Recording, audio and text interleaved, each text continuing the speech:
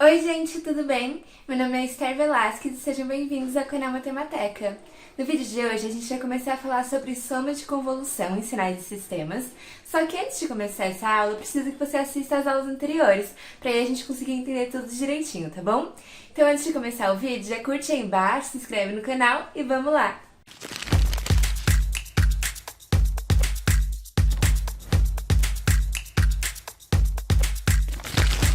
Gente, antes de falar sobre convolução em si, resposta ao impulso, vou dar uma noção intuitiva aqui, usando esse sinal x de n. Então, a gente tem um sinalzinho aqui de tempo discreto, e toma cuidado que essas reticências estão representando que tanto lá para o lado esquerdo, como lá para o lado direito, o sinal vai continuar, tá bom? Ele não é só isso aqui que a gente está vendo. Então, lá no n igual a 3, n igual a 4, 5, o sinal ainda vai ter informação, assim como lá no n igual a menos 3, menos 4, menos 5. Só que aqui a gente está analisando para ele entre menos 2 e 2, para a gente conseguir ter uma noção de uma forma mais simples, tá bom? Então, beleza, a gente tem esse sinal aqui, e o que a gente vai fazer com ele é o seguinte: a gente vai separar em 5 parcelas, em 5 partes diferentes. Cada parte com um impulso em um valor de n de acordo com o que a gente tem aqui. Então, a primeira parte vai ter esse impulso no n igual a menos 2 e o restante vai valer 0. Aí a segunda parte vai ter um impulso no n igual a menos 1 e o restante vai valer 0. Aí a terceira vai ter um impulso no 0, a quarta um impulso no 1 e a quinta um impulso no 2 com o restante valendo 0. Então, se a gente dividir esse sinal nessas 5 partes, a gente tem isso aqui, não é? No n igual a menos 2, um impulso, o restante valendo 0. No n igual a menos 1, um impulso, o restante valendo 0. E mesma coisa para cada valor de n entre menos 2 e 2. Então, realmente, né, para cada uma dessas partes, a gente tem uma parcela, digamos assim, do sinal x de n. Então, você concorda comigo que quando a gente soma tudo isso, quando a gente soma cada uma dessas partes, a gente vai acabar tendo o próprio sinal x de n para n entre menos 2 e 2? Porque realmente, né, aqui a gente tem os valores e os impulsos que a gente tem no sinal x de n entre menos 2 e 2. Então, se a gente somar tudo isso, a gente vai ter o próprio sinal x de n para esse intervalo de n, não é? Tá bom, mas aqui a gente está vendo de uma forma muito visual, olhando os gráficozinhos e tal, mas como que a gente poderia escrever isso de uma forma matemática? Então, vamos dar um jeito de escrever cada uma dessas imagens de uma forma matemática, tá bom? Para aí a gente conseguir escrever o que está sendo representado nesse gráfico. Vamos pegar a primeira imagem que a gente tem, a primeira parcela do sinal que a gente dividiu. Então, aqui a gente tem um impulso no n igual a menos 2, um impulso que vai até aqui no 2, né? E o restante do nosso sinal está valendo 0. Então, a gente tem só esse impulso e o resto vale 0. Então, gente, concorda comigo que esse impulso no menos 2 é o delta de n mais 2? Lembra lá da aula sobre sinal impulso? O delta de n mais 2, se a gente for igualar o nosso argumento a 0, n mais 2 igual a 0, a gente descobre que esse sinal tem um impulso em n igual a menos 2, certo? Então, a gente pode representar esse sinal como delta de n mais 2, né? Não, ainda não. A gente ainda tem que multiplicar por um fator que é o x de menos 2. Porque concorda comigo que se fosse só delta de n mais 2, o impulso viria até o 1? Só que quando a gente multiplica por x de menos 2, a gente está multiplicando por 2, né? Porque o x de menos 2 vale 2. Então, aqui o que a gente está fazendo é 2 vezes o delta de n mais 2. Então, x de menos 2 vezes delta de n mais 2 vai resultar nesse sinal aqui, nessa primeira parcelinha. Aí, mesma coisa aqui, na segunda parcela, a gente tem um impulso só no n igual a menos 1 e o restante do sinal vale 0. Aqui não tá, mas aqui vale 0 também, tá bom? Então, esse sinal a gente mais uma vez vai representar pelo delta, só que nesse caso é o delta de n mais 1. Porque se você for pegar aqui o seu argumento e igualar ele a 0, n mais 1 igual a 0, você descobre que o delta de n mais 1 tem um impulso em n igual a menos 1. E aí, da mesma forma que do caso anterior, a gente vai multiplicar esse sinal impulso pelo x de menos 1. Então, x de menos 1 vezes delta de n mais 1, assim como aqui era x de menos 2 vezes delta de n mais 2. Como você acha que vai ser no n igual a 0, gente? O x de 0 vezes delta de n menos 0, que é o próprio n, né? Então, o delta de n, ele tem um impulso em n igual a 0 e o restante do sinal vale 0. E aí, você vai multiplicar ele pelo x de zero. Então, para n igual a zero, esse sinal representado de forma matemática é x de zero vezes delta de n. E para x de 1, como que vai ser? Pensa aí.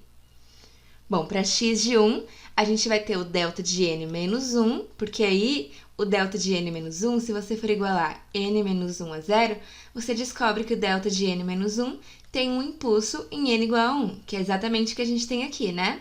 Só que aí a gente também tem que multiplicar pelo x de 1. Aí o nosso impulso vai vir até o 3 aqui. Então, aqui o que a gente está fazendo é 3 vezes o delta de n menos 1. Isso aqui é x de 1 vezes delta de n menos 1, beleza? E por fim, para n igual a 2, a gente tem x de 2 vezes o delta de n menos 2. O delta de n menos 2, ó, n menos 2 igual a 0, portanto, ele tem um impulso em n igual a 2, que é exatamente esse impulso que a gente tem aqui, só que multiplicado por menos 1, que no caso x de 2 vale menos 1. Então, o que a gente tem aqui é menos 1 vezes delta de n menos 2, que vai resultar nesse sinal.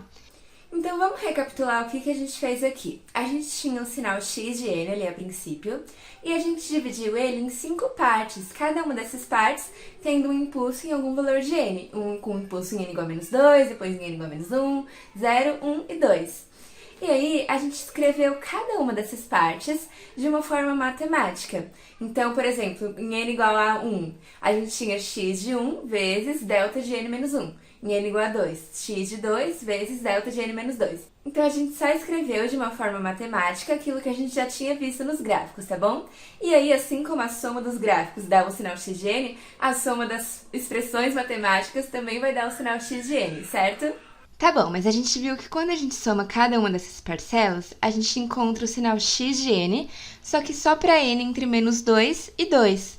E se a gente quiser encontrar o x de n lá do n menos infinito até o mais infinito, para cada valor de n? Como que a gente faz para não ficar limitado só entre menos 2 e 2? Bom, aí a gente tem que fazer uma soma infinita, né? Essas reticências aqui estão representando que a gente vem lá do menos infinito, lá do menor valor de n possível, e aqui que a gente está indo lá para o mais infinito, para o maior valor de n possível. Então, quando a gente faz essa somatória, ó, x de menos 2 vezes delta de n mais 2, mais x de menos 1 vezes delta de n mais 1, mais x de 0 vezes delta de n. A gente está basicamente somando as expressões matemáticas que a gente encontrou para cada uma das parcelas, né? Só que aqui a gente está fazendo isso de uma forma infinita, gente. Ó, lá mais para a esquerda a gente tem, por exemplo, x de menos 100 vezes o delta de n mais 100. Aí isso aqui vai ser o sinal x de n quando n é igual a menos 100. Aí a gente tem x de menos 99 vezes delta de n mais 99. É x de menos 98 e assim vai até a gente vir para cá e começar a aparecer, por exemplo, x de 3 vezes delta de n menos 3. Aí x de 4 vezes delta de n menos 4, mais x de 5 vezes delta de n menos 5. E assim vai até o mais infinito. Então, a gente está fazendo uma somatória aqui do menos infinito até o mais infinito. E, ó, para cada valor de n, a gente tem uma representação, né? O x de menos 1 vezes delta de n mais 1. X de 0 vezes delta de n. Mais x de 1 vezes delta de n menos 1. Então, para cada valor de n, ó, n igual a menos 2, n igual a menos 1, para cada valor de n, a gente tem uma representação aqui nessa somatória, não é, gente? E aí, quando a gente soma tudo isso, a gente encontra o sinal x de n, não só para n entre menos 2 e 2, mas para qualquer valor de n. Então, aqui a gente está somando de uma forma matemática, o que a gente estava somando de forma visual aqui atrás, tá bom? Tá bom, mas isso aqui é uma somatória infinita, né? A gente não vai conseguir ficar escrevendo cada um dos valores de n, escrevendo, vai ficar eternamente nessa. Então, gente, por isso que a gente vai representar essa somatória de outra forma. A gente vai representar por essa somatória aqui. A gente tem o x de k vezes o delta de n menos k, que é exatamente o que a gente está fazendo aqui, né? X de menos 2 vezes delta de n menos menos 2, x de menos 1 vezes delta de n menos menos 1. O que a gente está fazendo é basicamente isso, x de k vezes delta de n menos k. E a gente vai somar isso de k igual ao menos infinito até o mais infinito. Então, por exemplo, quando k for igual a 100, a gente vai ter x de 100 vezes o delta de n menos 100. A gente substituiu o k por 100, né? Aí vai ser isso aqui mais o x de 101 vezes o delta de n menos 101. Para cada valor de k, a gente vai ter alguma representação aqui para a gente acrescentar na nossa somatória, tá bom, gente? Para k igual 10 milhões. X de 10 milhões vezes o delta de n menos 10 milhões, beleza? E aí, toda essa somatória, indo do k de menos infinito até o mais infinito, somando tudo, somando cada x de k vezes delta de n menos k, para cada valor de k, a gente chega no nosso sinal x de n. Então, essa somatória está representando exatamente o que a gente estava fazendo aqui em cima, tá bom, gente? A gente está construindo o nosso sinal x de n de uma forma matemática. Gente, na convolução, a gente vai usar uma somatória muito parecida com essa aqui, que a gente acabou de ver. Só que ao invés do impulso aqui, ao invés do delta de n menos k, a gente vai usar a resposta ao impulso. Tá bom? O que é a resposta ao impulso? Ó, vamos ver aqui. Se a gente tivesse sistema de tempo discreto, e aí a gente tem uma entrada x de n. Nossa entrada x de n vai ser esse sinalzinho aqui. Qual vai ser a saída y de n? Bom, então vamos imaginar que você colocou esse x de n aqui no sistema e ele retornou esse y de n aqui. Você pode reparar que, olhando aqui o y de n, a gente deslocou o x de n em uma amostra para a esquerda, né? O que estava no menos 1 foi para o menos 2, o que estava no 0 foi para o menos 1, o que estava no 1 foi para o 0. Então, a gente deslocou o nosso sinal x de n uma amostra para a esquerda. Então, o nosso sistema, ele é x de n mais 1. Ele está deslocando a nossa entrada uma amostra para a esquerda. Ó, mesma coisa aqui. Se você tiver esse sinal de entrada, aí entra x de n aqui no sistema, e o sistema é x de n mais 1. Ele vai deslocar isso aqui uma amostra para a esquerda. O que estava no 2 foi para o 1, o que estava no 1 foi para o 0, o que estava no menos 1 foi para o menos 2, enfim. A gente deslocou nosso sinal uma amostra para a esquerda. Tá bom, a gente viu a saída desse sistema para dois sinais diferentes. O que isso tem a ver com resposta ao impulso? E se entrar o sinal impulso no nosso sistema, gente? O que vai sair? Ó, aqui a gente tem o sinal impulso, né? Vale tudo zero, aí quando n é igual a zero, a gente tem um impulso e depois vale tudo zero de novo. Então, esse aqui é o sinal delta de n, o nosso sinal impulso. Se a gente colocar ele aqui dentro do nosso sistema, x de n mais 1, o que o sistema vai retornar? Bom, ele vai retornar um impulso deslocado uma amostra para a esquerda. Ó, o que estava aqui no 0 foi para o menos 1 e o restante passa a valer 0. Então, o nosso sinal de saída é delta de n mais 1, que é um sinal que tem um impulso em n igual a menos 1. O que isso tem de mais? Entrou o impulso, passou no sistema x de n mais 1 e retornou delta de n mais 1. Gente, esse sinal delta de n mais 1 não é um sinal qualquer. Ele é a resposta ao impulso desse sistema aqui.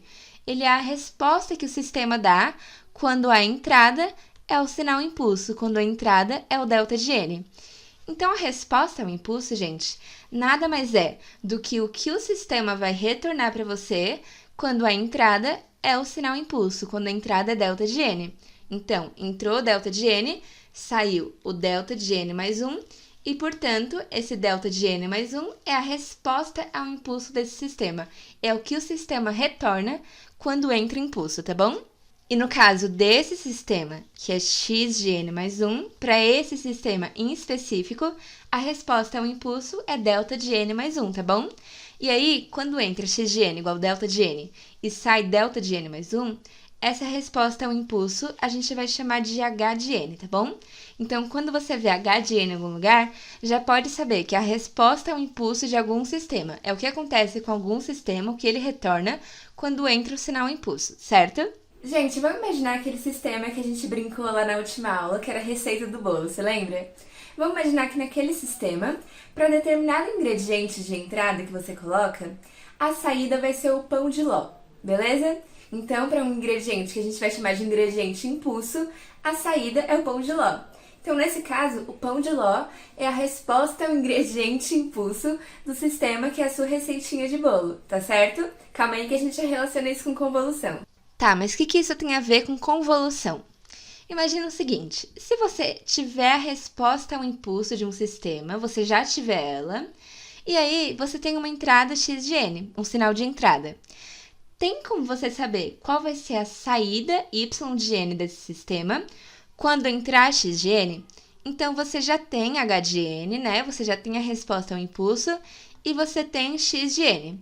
Com essas duas informações apenas, você consegue saber qual vai ser a saída y de n? Então, ó, gente, lembrando, você não vai ter o seu sistema, você não vai ter a descrição matemática do seu sistema, o que acontece com o sinal de entrada.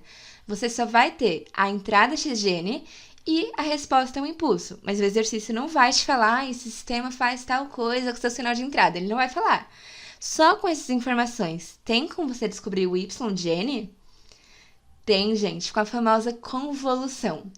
A convolução, a gente vai construir o sinal y de n, que é a nossa saída, usando x de n, convoluindo ele com h de n. Ó, esse sinal asterisco, a gente nunca mais nessa matéria vai usar ele para multiplicação, tá bom? A gente só vai usar asterisco para convolução agora. Então, o sinal de saída de um sistema, o sinal y de n, que é a saída, vai ser o sinal de entrada que a gente tem, convoluído com nossa resposta ao impulso h de n. E aí, fazendo essa convolução aqui, a gente encontra o y de n. Então, lá no sisteminha da receita de bolo, vamos supor que você sabe sua resposta ao impulso, que é o pão de ló, e aí você quer saber o que vai acontecer nesse sistema, que é a sua receita de bolo, quando você coloca uma barra de chocolate nos ingredientes. Só que você não leu a receita, você não sabe ali qual é a receita, não tá com você só sabe que a resposta ao ingrediente impulso é pão de ló. Caso fosse fisicamente possível na culinária você fazer uma convolução, você faria a convolução do pão de ló, que é a resposta ao impulso, com a barra de chocolate. Assim como se você colocasse a entrada limão, aí você colocaria o pão de ló convoluído com limão, e isso te daria a saída do sistema, que seria um bolo de limão. Se fosse barra de chocolate, você ia convoluir a barra de chocolate com pão de ló, e isso daria um bolo de chocolate. Tá, mas meu Deus do céu, o que é convolução? Essa operação doida que eu nunca tinha visto. Ó, gente, como a gente vai trabalhar com sistemas lit aqui na convolução, ou seja, sistemas lineares invariantes no tempo, esses sistemas vão satisfazer aquela superposição que a gente viu na aula anterior. Então, a gente pode escrever que a convolução é o seguinte: o sinal y de n vai ser a somatória, lá de menos infinito até mais infinito, do x de k vezes, ó, agora sim é uma multiplicação, tá bom? Vezes o h de n menos k. Ó, é familiar essa somatória aqui, né? Só que aqui, lá em cima, a gente tinha usado o delta de n menos k. Porque lá, a gente não estava construindo o sinal y de n, a gente estava construindo o sinal x de n. A gente não estava construindo a saída de um sistema, né?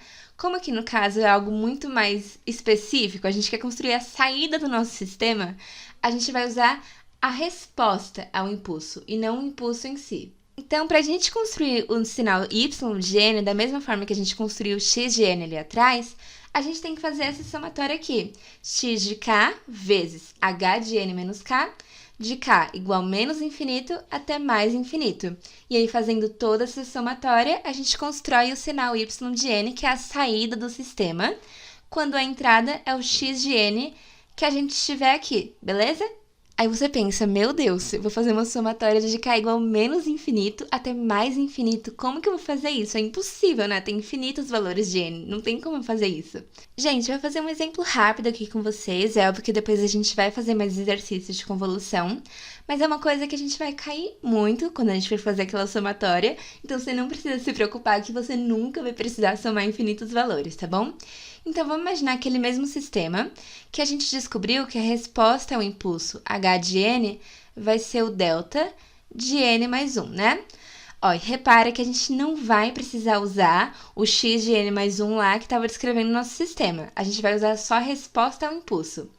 E aí, vamos imaginar que nesse sistema vai entrar um sinal x de n, que vai ser o delta de n menos 5, por exemplo. Então, está entrando o impulso de n menos 5. Qual vai ser a saída desse sistema, gente?